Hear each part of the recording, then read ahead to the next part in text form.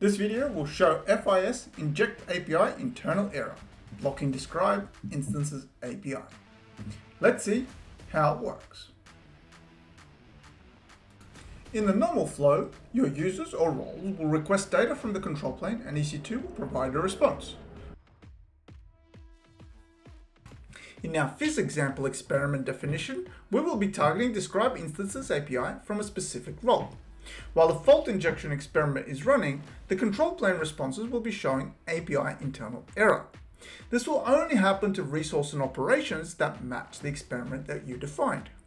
Let's set up a demo and take a look at the details a bit more. In this step, we need to create a simple role that we can assume into, which will only have the permissions of describe instances API. In the second step, we need to test that user and role.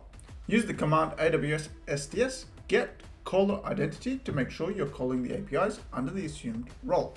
Now we need to create a role for FIS and give it permissions to execute an experiment action of injecting API internal error. Next, we need to create an experiment template. There are three main parts here: permissions, actions, and target. In our example, we'll execute the action on describe instances operation targeting API calls coming from the role we created and tested in step 1 and 2.